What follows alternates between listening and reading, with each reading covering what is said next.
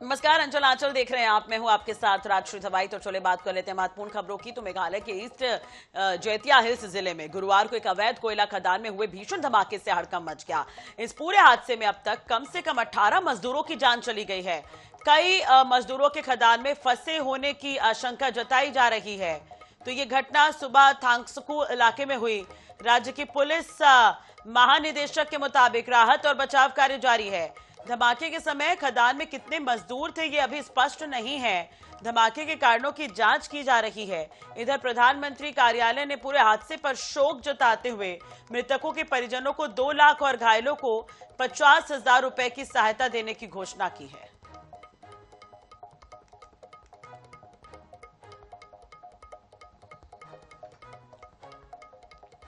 कोयला खदान में धमाका हुआ है, कई मजदूरों के फंसे होने की खबर है। राहत और बचाव अभियान जो है वो जारी है। मेघालय से ये अहम खबर हम आपको बता रहे हैं। फिलहाल धमाके के कारणों की जांच शुरू कर दी गई है और अब तक 18 लोगों की मौत हो गई। इस पूरे घटनाक्रम में बेहद दुखद यह हादसा देखने को मिला है।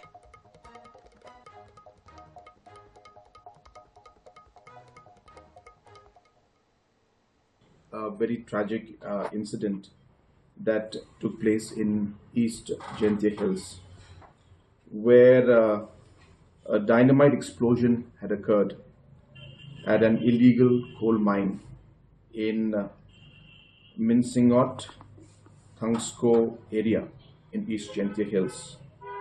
This happened today at around 11 a.m. As per the current reports, about 18 people are reported dead. मुख्यमंत्री विष्णुदेव साय गुरुवार को अपने गृह जिले जशपुर के दौरे पर रहे।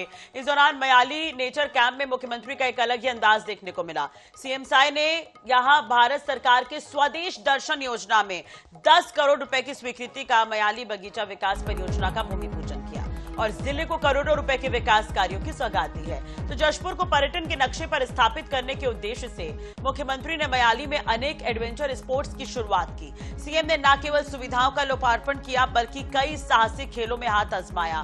मैदान पर उतरकर मुख्यमंत्री साय ने पर्यटकों का उत्साह बढ़ाया। इस दौरान उन्होंने ATV राइड चलाकर रोमांच का अनुभव किया। वॉल क्लाइंबिंग और बैलून शूट में अपना कौशल दिखाया। बॉक्स क्रिकेट खेलकर ट्रैकिंग साइकिल की सवारी भी की।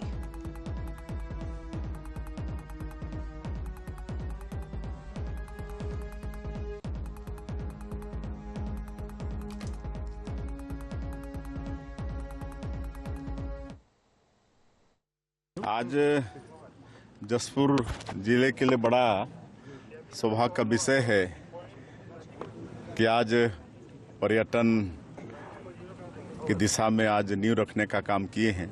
यहाँ पर मयाली की पावन भूमि में भारत सरकार के स्वदेश दर्शन योजना 2.0 के तहत 10 करोड़ रुपये की स्वीकृति मिली है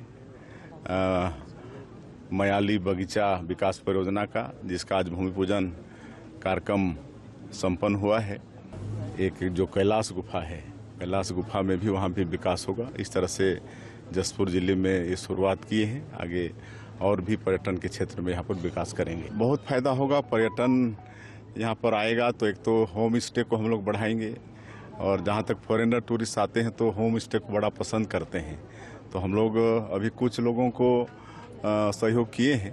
जशपुर क्षेत्र के कुछ लोगों को पिछले दिनों उनसे हमारी मुलाकात हुई थी, तो और बढ़ावा देंगे तो वो लोग सीधे उनके घरों में रहते हैं और उससे सीधा सीधा आर्थिक रूप से वो घर लाभान्वित होता है।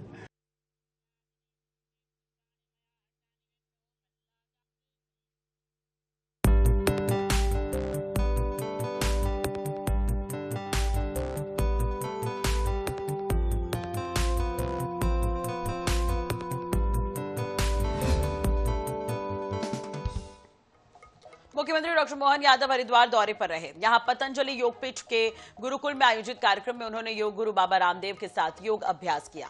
इस दौरान मुख्यमंत्री ने हरिद्वार को भारत माता के मुकुटमणि के समान दिव्य नगरी बताते हुए सनातन संस्कृति के संरक्षण और प्रचार प्रसार की बात कही है। ये रिपोर्ट आपको दिखाते हैं। हरिद्वार दौरे के दौरान मध्य प्रदेश के मुख्यमंत्री स्थानीय कार्यक्रमों में शामिल हुए। पतंजलि योग पीठ के गुरुकुल में आयोजित कार्यक्रम के पहले उन्होंने योगाभ्यास किया। इस दौरान मुख्यमंत्री ने कहा कि भारतीय सनातन संस्कृति की धारा को गंगा की तरह प्रवाहित करने में आधुनिक योग के भागीरथ के रूप में उनका महत्वपूर्ण योगदान है।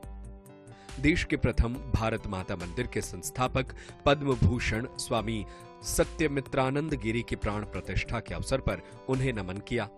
इस मौके पर मुख्यमंत्री डॉक्टर मोहन यादव ने कहा कि राज्य सरकार भव्य और दिव्य सिंहस्थ के आयोजन के लिए सभी व्यवस्थाओं और विकास कार्यों पर ध्यान दे रही है।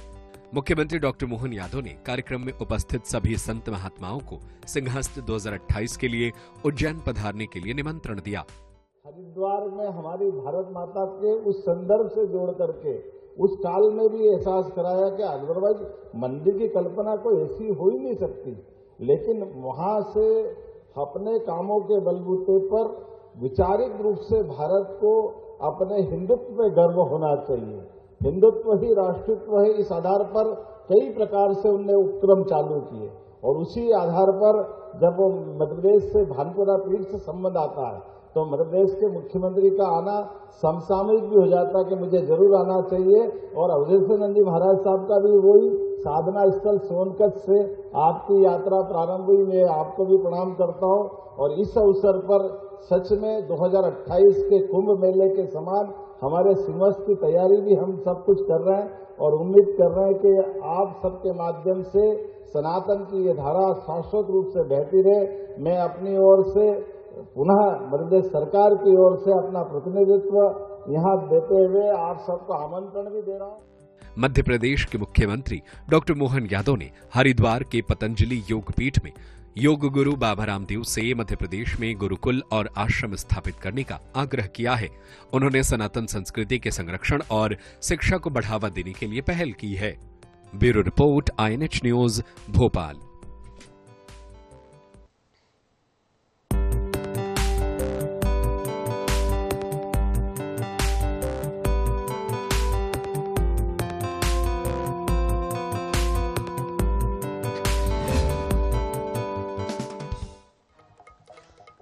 चलिए बात जबलपुर की कर लेते हैं, जहां पर मध्य प्रदेश का सबसे बड़ा फ्लाईओवर एक बार फिर से चर्चा में है। दरअसल फ्लाईओवर को लेकर एक वीडियो सोशल मीडिया पर वायरल हो रहा है, जिसमें दमोह नाका साइट पर एक दरार आने की बात कही जा रही है। इधर वीडियो बनाने वाले मध्य भारत मोर्चा के अध्यक्ष सौरभ यादव के खिलाफ पीडब्ल्यूडी विभाग ने FIR भी दर्ज करा दी है। पीडब्ल्यूडी के एग्जीक्यूटिव इंजीनियर ने कहा कि फ्लाईओवर में जो दरार बताई जा रही है वो पूरी तरह से फेक है। ये दरार ज्वाइंट टक है जो फ्लाईओवर को जोड़ने का काम करती है। अब ये कंक्रीट स्ट्रक्चर गर्मी और ठंड में अलग अलग काम करता है। मामले को लेकर मौके पर जब INS 24/7 की टीम ने जायजा लिया तो चर्चा में स्थानीय लोगों ने कहा कि हमको ये दरार नजर आ रही है, चूंकि फ्लाईओवर के दूसरे हिस्से को आनन फानन में चालू किया गया था, इसलिए इसमें दोष हो सकता है। बहरहाल FIR के बाद मध्य भारत मोर्चा आंदोलन तैयारी में है। एकदम जोड़ के नहीं बनाया जा सकता है, क्योंकि कंक्रीट का नेचर होता है टेम्परेचर के साथ वो उसका कॉन्ट्रैक्शन और एक्सपांशन। ठंड के दिन में उसमें कॉन्ट्रैक्शन आता है, गर्मियों में एक्सपांशन होता है। तो हर एक निश्चित दूरी के बाद एक्सपांशन जॉइंट दिया जाता है, जो अति आवश्यक है स्ट्रक्चर की सुरक्षा के लिए। तो क्रश बैरियर जो उसका साइड में है उस पर जो दरार दिख रही है वो एक्सपांशन जॉइंट है, वो रिफ्लेक्ट हो रहा है वहां पर, जो बहुत ही आवश्यक है तकनीकी रूप से। परंतु कुछ लोगों ने उसका वीडियो बनाया, विभाग से ना किसी प्रकार से उसके बारे में जानकारी ली और एक नेगेटिविटी, एक अच्छे कार्य की जो करी जा रही थी, तो उसके लिए कार्रवाई करना जरूरी था। मध्य प्रदेश का सबसे बड़ा फ्लाईओवर है कि हाल ही में एक वीडियो जो है सोशल मीडिया पर वायरल हुआ है, जिसमें ये कहा गया है कि ये फ्लाईओवर में दरार आ गई है। और देख सकते हैं कि अभी हम मौके पर मौजूद हैं, जहां पर एक दरार हमको स्पष्ट रूप से नजर आती है। हालांकि ये वास्तविक दरार है या फिर कोई जोड़ है, इसके बारे में इंजीनियर जो कह रहे हैं कि नहीं ये जोड़ है, लेकिन ये दरार जो है वो एड़ी टेढ़ी जिस प्रकार की दरार होना चाहिए वो स्पष्ट रूप से ये जो दरार दिख रही है, जो वीडियो वायरल हुआ है, क्या कहते हैं इसको लेकर? यहाँ पे दरार तो दिख रही है, जब इतने बड़े फ्लाईओवर में कहीं दरार नहीं पाई जाती है, तो ये वाली दरार जो दमोह नाका के आगे बढ़ती है, ये दरार दिख तो रही है और बहुत तेज दरार दिख रही है। इसमें अधिकारियों ने कैसे गलती हो गई इसमें, जब पूरा शहर जबलपुर का फ्लाईओवर इतना शानदार है, कहीं कुछ भी नहीं है, तो फिर ये स्पेशल दरार यहाँ क्यों देख रही है? सीधी सी बात है, अगर ये जॉइंट होता तो स्ट्रेट लाइन होती, कोई भी चीज जुड़ती है तो स्ट्रेट लाइन होती है। आप देखिए वो जिगजैग है, पूरा तिरछी है। तो जैसा कि आपको मालूम है अगस्त में बिल्कुल आनंद फानल में इसको बनाया गया था, और आप ऊपर भी चले होंगे, obviously you must have ridden over the bridge, तो आपने देखा होगा कि इवन जो सरफेस है, सड़क के जो पैचेस है वो अनइवन है, ऐसा लगता ब्रेक नहीं लगेगा, ऐसा लगता है कि बहुत जल्दी में उनको however they had to inaugurate, किसी तरह से इसको शुरुआत करना था, उन्होंने जल्दी जल्दी से बना दिया नाम के लिए। इतना पैसा खर्चा हुआ है जब से प्रारंभिक बजट था इसका लेके, और उसके बाद से जब तक ये फाइनलाइज हुआ तो कितना ज्यादा पैसा लगा है, कितना, अब आप जानते तो अपने यहाँ का सिस्टम कैसा रहता है। ठीक है, ये सारी चीजें मान भी लें, लेकिन भाई ये सुविधा दी है आपने तो कुछ तो सोच के दी होगी ना। आज हमें ये लगता है कि भाई इसमें ये दरार है, लेकिन अधिकारी ये कह रहे हैं, और अधिकारी ये कह रहे हैं कि जिसने वीडियो वायरल किया उसके खिलाफ FIR दर्ज करें। ये सब उससे क्या होता है, हकीकत नहीं बताएंगे क्या इस डर से? भाई बात किसी के खिलाफ की नहीं है, बात सिस्टम की है। आखिर ये बना हुआ सबके लिए बना है, हम आम नागरिक हैं, किसी के खिलाफ नहीं है, हम तो सिस्टम के खिलाफ हैं। ठीक है, के खिलाफ है। तो देख सकते हैं कि यहाँ पर लोग जो हैं वो स्पष्ट रूप से ये कहते हुए नजर आ रहे हैं कि ये दरार है और ये कोई जॉइंट नहीं है। हालांकि अब विशेषज्ञ जो हैं वो यहाँ पर आएंगे और इसको चेक करेंगे कि वास्तविकता इसमें कितनी है। लेकिन जिस प्रकार से वीडियो वायरल हुआ, कहीं ना कहीं एक बार फिर ये फ्लाईओवर जो है वो चर्चा का केंद्र बिंदु। इधर अपराधों पर अंकुश लगाने के लिए रायपुर पुलिस कमिश्नरेट से संवाद से समाधान अभियान चलाया जा रहा है, और इसी कड़ी में रायपुर नॉर्थ के DCP मयंक गुर्जर ने होटल, ढाबा और रेस्टोरेंट संचालकों की बैठक लेकर उन्हें निर्देश दिया कि वे निर्धारित अवधि में ही अपने प्रतिष्ठान का संचालन करें। किसी भी तरह की अवैधानिक गतिविधियों में अगर संलिप्तता पाई जाती है तो कार्रवाई होगी। DCP गुर्जर ने कहा कि किसी तरह की संदिग्ध गतिविधियां दिखाई दे तो इसकी जानकारी तत्काल पुलिस को अवश्य दें।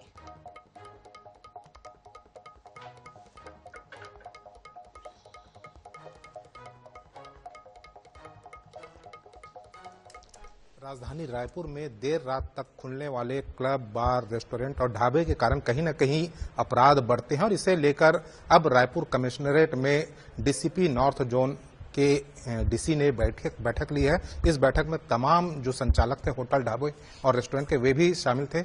अभी हमारे साथ DC मयंक गुर्जर हैं, सीधे उनसे बात कर लेते हैं। सर, आपने बैठक ली, किस प्रकार के दिशा निर्देश दिए गए हैं? हम लोग के द्वारा जो होटल, ढाबा, बार, लॉज, रेस्टोरेंट, इन सब की बैठक ली गई।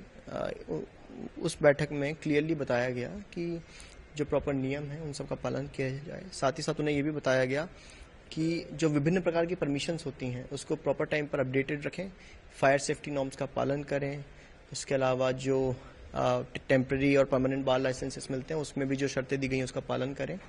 और साथ ही साथ जो उनके इंफ्रास्ट्रक्चर में जो कंस्ट्रक्शंस हुए हैं, जिसमें शायद तक कुछ ऐसे कंस्ट्रक्शंस हैं जिससे किसी की जान को खतरा हो सकता है, उसके ऊपर भी कठोरता से एक्शन लेते हुए उसे ठीक करें, ताकि जनमानस को अव्यवस्था का सामना न करना पड़े। इसके अलावा ये भी देखने में आया कि जो सूखा नशा है वो क्लब, बार में ही अधिक परोसा जाता है, और क्लब जो संचालक होते हैं या बार के संचालक होते हैं इसकी जानकारी नहीं देते, उनकी भी सहभागिता रहती है। ऐसा कोई भी अगर मामला पुलिस के समक्ष आता है तो उस पर कठोर वैधानिक कार्रवाई भी की जाएगी। साथ ही साथ रेस्टोरेंट और बार के लाइसेंस निरस्तीकरण करने के लिए संबंधित विभाग को पत्राचार भी किया जाएगा। ये रेस्टोरेंट और बार के जो संचालक हैं उन्होंने अपनी जो मुश्किलें थी बताई होंगी, तो उस पर क्या रिएक्शन आया है आपका? जो भी चीज़ विधिक सीमा में है, जो भी चीज़ जैसे उन्होंने कहा कि कुछ जगह पे सर हम लोगों के सामने ट्रैफिक कंजेशन का जहाँ पे होता है या फिर उसके अलावा और कुछ इश्यूज होते हैं, उसमें जो पुलिस के लिमिट्स में है उसमें हम लोग कोशिश करेंगे कि उन लोगों को दिक्कत ना आए। बट ये सब जब भी पॉसिबल है जब सभी विधिक सीमाओं को माने और उस विधिक सीमा के अंदर ही सब अपने काम करें। तो ये थे नॉर्थ जोन के DC मयंक गुर्जर, जिन्होंने बताया कि रेस्टोरेंट, बार और ढाबे के जो संचालकों को हैं उन्हें नियमानुसार ही अपने व्यापार करने की अनुमति रहेगी। यदि उसका उल्लंघन होता है तो नियमानुसार उस पर कार्रवाई भी की जाएगी। कैमरामैन इकराम कुरैशी के साथ मनोज नायक, INS 24x7 रायपुर। तो भिलाई नगर निगम के वार्ड 15 से पार्षद संतोष मौर्य ने निगम की खस्ताहाल हालत को लेकर अनूठा प्रदर्शन किया। संतोष मौर्य ने साईं बाबा मंदिर के सामने करीब 2 घंटे तक बैठकर लोगों से भीख मांगी। उनका कहना है कि निगम की आर्थिक हालत बेहद खराब हो चुकी है। गाड़ियों में डीजल तक भराने के लिए पैसे नहीं है, जिसकी वजह से अधिकारी वार्डों का दौरा नहीं कर पा रहे हैं और विकास कार्य भी प्रभावित हो रहे हैं, लिहाजा वो भीख मांगने को मजबूर हैं। पार्षद ने कहा कि यदि जरूरत पड़ी तो वे आगे घर घर जाकर भीख मांगेंगे और एकत्रित राशि निगम आयुक्त को सौंपकर वाहनों में डीजल भरवाने की मांग करेंगे।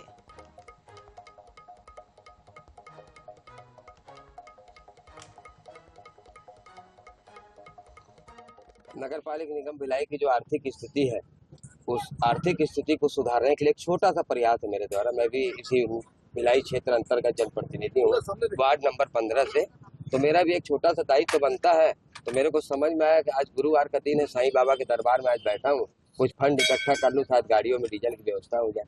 कब तक बैठे रहेंगे ऐसे? आज तो सांकेतिक है, पहले दिन की शुरुआत है, 1-2 घंटा बैठूंगा, उसके बाद नहीं होगा। सोमवार तक अगर स्थिति में किसी प्रकार का कोई सुधार नहीं होता है तो मेरे को सोमवार से मैं अपने वार्ड के प्रत्येक घरों में जाके भिक्षा मांगूंगा। इकट्ठा करके नगर पालिका निगम भिलाई आयुक्त को देंगे, नगर निगम भिलाई आयुक्त को सौंपेंगे कि सर लीजिए डीजल डलवाइए गाड़ियों में, वार्ड का कुछ काम करवा दीजिए। चलो बात को लेते इसी बीच एक बड़ी और अहम खबर की। तो रायपुर से बड़ी खबर है, छात्र ने चाकू लहराकर मचाई दहशत, स्कूल में मचा हड़कंप, सोशल मीडिया पर वीडियो वायरल। तो मोआ के शासकीय स्कूल का ये पूरा मामला बताया जा रहा है। तो ये बड़ी खबर आपको बता दें कि स्कूल में यहां पर हड़कंप मच गया, सोशल मीडिया पर वीडियो वायरल हो रहा है। मोआ के सरकारी स्कूल का ये पूरा मामला है, जहां पर छात्र जो है वो चाकू लहराता हुआ नजर आया। तमाम दावे यहीं पर ही फेल हो जाते हैं, जहां पर अब स्कूल में चाकू लहराता हुआ युवक नजर आ रहा है। तो आप तस्वीर देख सकते हैं, शहर में चाकूबाजी की घटनाएं लगातार बढ़ रही है और यहां पर स्कूल के बच्चे स्कूल में ही चाकू लहरा रहे हैं। कोई डर नहीं है इन बच्चों के अंदर भी। सोशल मीडिया पर वीडियो वायरल हो रहा है, देखने वाली बात होगी कि कार्रवाई क्या होती है। मोआ के सरकारी स्कूल का ये पूरा मामला है, तस्वीर आप देखिए। और ये कहीं ना कहीं रील बनाने की सनक भी है। ये सोशल मीडिया पर आजकल वायरल होने का खुमार हर किसी के अंदर है और यही कारण है कि जो बच्चे हैं, नाबालिग हैं, वो इस तरह से हरकतें करते हुए नजर आते हैं, खुलेआम वीडियोस अपलोड भी करते हैं। कंट्रोल नहीं है ना, तो स्कूल प्रबंधन पर भी सवाल खड़े हो रहे हैं और माता पिता पर भी सवाल खड़े हो रहे हैं।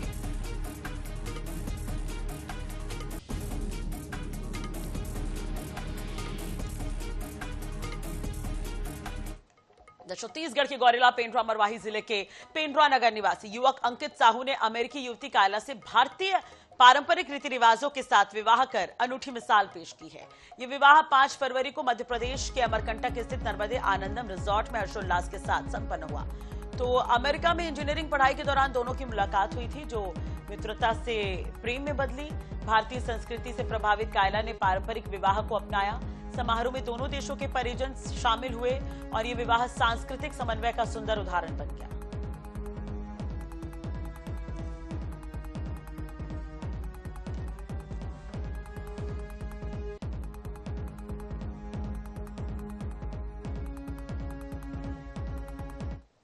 खबर धमतरी से है, जहां पर 140 साल पुराना नगर निगम इस महीने से हाईटेक होने जा रहा है। अब कर अदायगी के लिए जनता को निगम कार्यालय तक जाने की जरूरत नहीं होगी। इसके लिए निगम ऑनलाइन सुविधा देने जा रहा है। जानकारी के मुताबिक निगम क्षेत्र के 12,000 से ज्यादा घरों के लिए अलग अलग QR कोड जनरेट किया गया है, जिसे हर घर के बाहर लगाया जा रहा है। इस QR कोड को स्कैन कर सभी तरह के टैक्स की जानकारी ली जा सकेगी, साथ ही टैक्स जमा भी किया जा सकेगा। आपको बता दें कि धमतरी निगम को सालाना 6 करोड़ 13 लाख का टैक्स वसूलना होता है। बहरहाल अब माना जा रहा है कि नई व्यवस्था से निगम को टैक्स वसूलने और लोगों को जमा करने में राहत मिलेगी। इसमें मेरा विचार तो ये है कि बढ़ती हुई आज की डेट में टेक्नोलॉजी जो हाई फाई हो रही है और इसी के आधार पर भारत देश भी उन्नति कर रहा है, और इसी परिप्रेक्ष्य में छत्तीसगढ़ का धमतरी नगर पालिक निगम द्वारा भी इस नीति को अपनाया जा रहा है और घर में जाकर बार कोड लगाया जा रहा है। बार कोड के आधार पर जो भी उपभोक्ता होगा अपने घर बैठे उस कर का भुगतान अनुसार कर सकते हैं। इससे कोई समस्या नहीं, बल्कि बहुत सुविधाजनक। सुबह करीब 11 साढ़े 11 बजे हमारे घर में भी जो है नगर निगम धमतरी द्वारा नेम प्लेट जो है QR कोड का जो है चस्पा किया गया है, जिससे है कि ऑनलाइन जो है निगम का टैक्स या अन्य जो चाहे जलकर हो या कुछ भी हो, वो टैक्स ऑनलाइन जमा किया जाएगा। हम लोग विगत कई वर्षों से जब भी आते थे तो कभी निगम के अधिकारी कर्मचारी दौरे पे या अन्य शासन के अन्य कार्यों में सुनियोजित होते थे, जिससे कि टैक्स पटाने में दिक्कत होती थी। डिजिटल युग है और डिजिटल युग के समय में सब चीजें ऑनलाइन हो रही है। जहां आज की डेट में बैंक आपके मोबाइल में हो चुका है, ऐसे में नगर निगम में जितने भी टैक्सेस हैं, जिसका टैक्स धारक है उसको खुद की जानकारी होनी चाहिए, खुद सीधे पटा सके। ये व्यवस्था हम घर घर के लिए दे रहे हैं। एक QR कोड जनरेट करके दिया गया है और QR कोड के माध्यम से आप सीधे टैक्स पटाएंगे, सीधे नगर निगम के खाते में पैसा जमा होगा और आपके खाते में सीधे जमा हो जाएगा।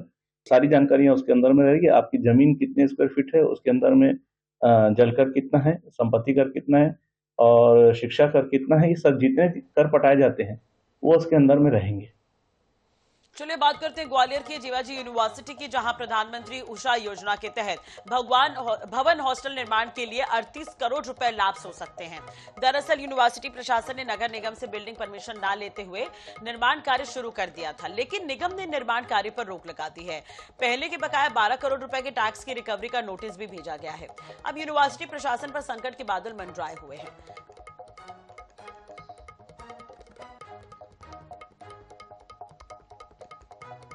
चलिए इसी के साथ ही फिलहाल इस बुलेटिन में इतना ही। खबरों के लिए बने रहिए हमारे साथ। नमस्कार।